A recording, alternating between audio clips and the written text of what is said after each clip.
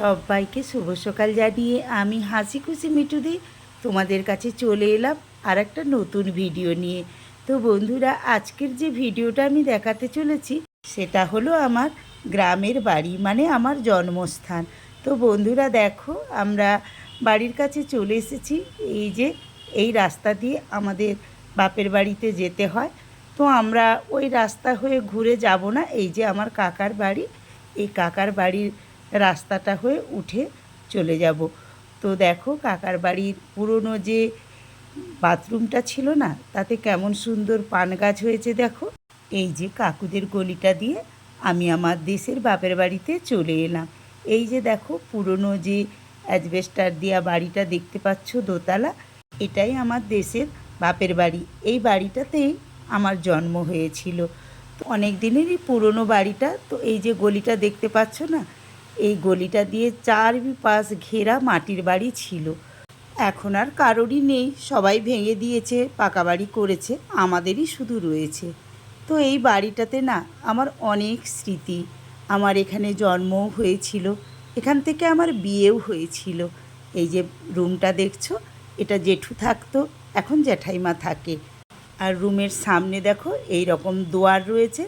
মেজ বৌদি, বড়দি আর মেজদা দোলনায় বসে খোশ মেজাজে গল্প করছে।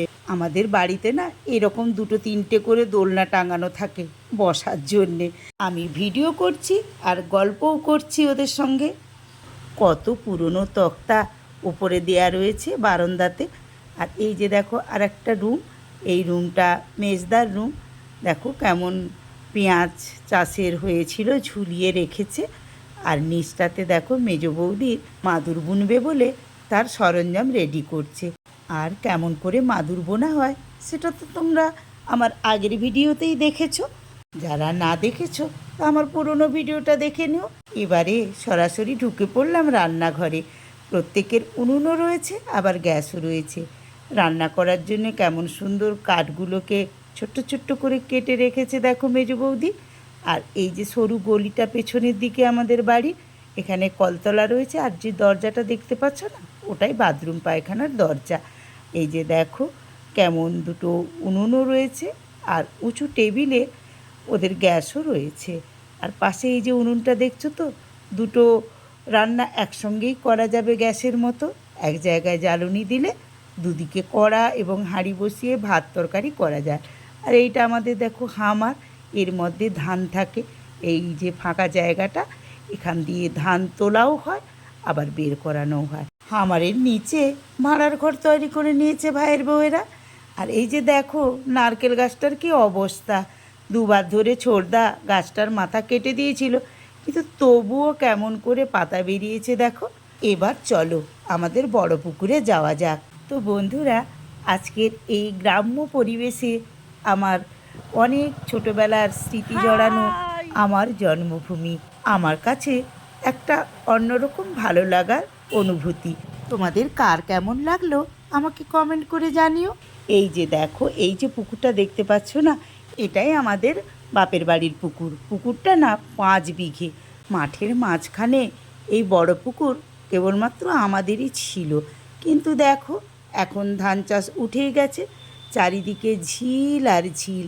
এই যে দেখো আমি দেখাচ্ছি আমাদের পুকুর পাড়ে আরও একটা বড় ঝিল। এইখানের যে চারিদিকের সৌন্দর্যটা না ভারী সুন্দর, চারিদিকে জল আর জল। তো নতুন বন্ধুরা যারা আমার এই চ্যানেলটা প্রথম দেখছো, তারা আমার চ্যানেলটিকে সাবস্ক্রাইব করে দিয়ে পাশে থাকা বেল আইকনটিকে অল করে দিও। পরের ভিডিওগুলোর নোটিফিকেশান তোমাদের কাছে চলে যাবে। পুকুর পাড়ে একটা জাম গাছে কত ছোট ছোট জাম ধরেছে, কয়েকটা পেকেও গেছে। আমি তার থেকে দু একটা তুলে খেয়েও নিয়েছি। তো বন্ধুরা, আজকে আমি আমার জন্মস্থানের ভিডিওটা তোমাদের সঙ্গে শেয়ার করলাম। ভালো লাগলে লাইক করে শেয়ার করে দিও। আজকে আমি এখানেই শেষ করছি। পরের ভিডিওতে আবারও তোমাদের সঙ্গে আমার দেখা হচ্ছে, কথা হচ্ছে। আজকের মতো সবাইকে জানালাম টাটা, বাই।